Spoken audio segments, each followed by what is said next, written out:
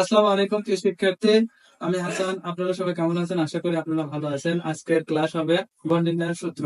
আপনারা আমাদের সাথে থাকুন, ভিডিওটি ফুলফিল ভাবে দেখার চেষ্টা করবেন। আর গড়ের কোনো সমস্যা হবে না। আজকের সূত্রের মধ্যে আপনাদের সবকিছু ক্লিয়ার হয়ে যাবে।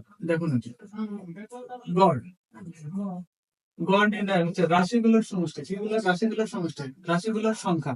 তাহলে রাশিগুলোর সমষ্টি যখন বলবে সেই রাশিগুলো, তাহলে রাশিগুলো কেমন হতে পারে?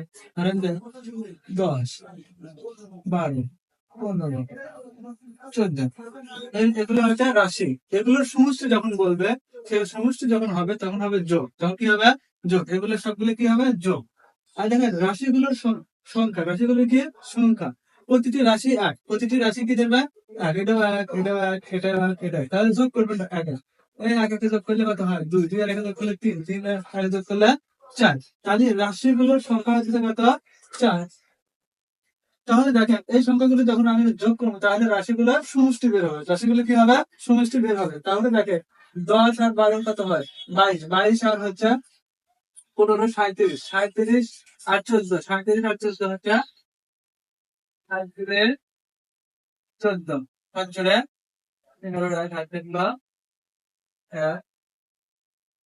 5। তাহলে দেখা যাচ্ছে যে 51। আমাদের কথা হচ্ছে স্যার 51। তাহলে এটাই হচ্ছে গড়ের। তাহলে গড় কি হবে? রাশিগুলোর সমষ্টি ডিভাইডেড রাশিগুলোর সংখ্যা। তাহলে রাশি আমার 4টি, আর হচ্ছে রাশিগুলোর সমষ্টি হচ্ছে যোগ হচ্ছে কত? 51। তাহলে আমরা এটাকে যদি গড় বের করতে, তাহলে 4 দ্বারা 51কে আমরা কি করবো? ভাগ করবো। তাহলে যদি ভাগ করি 4 5 এর মধ্যে কয়বার যায়?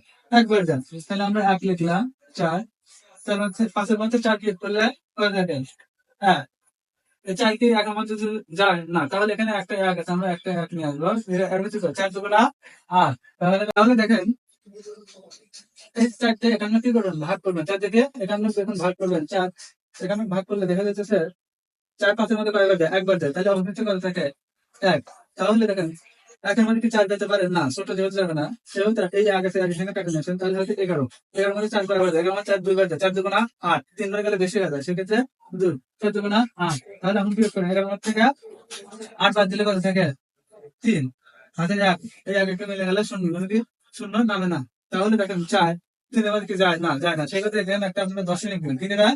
দশমিক। দশমিক নিলে এখানে সবসময় কি নেওয়া যায়? 0 নেওয়া যায়। হ্যাঁ, কি নেওয়া যায়? 0 নেওয়া যায়। তাহলে দেখেন এটা যদি এখন করেন 4 7 কত হবে? 28। 4 7 কত হবে? 28। তাহলে দেখেন যদি যদি করি তাহলে অবশিষ্ট কত থাকে? 2 থাকে। অবশিষ্ট কত থাকে? 2।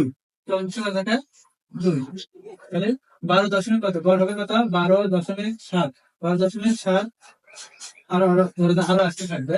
এইভাবে এটা হচ্ছে কি গড়।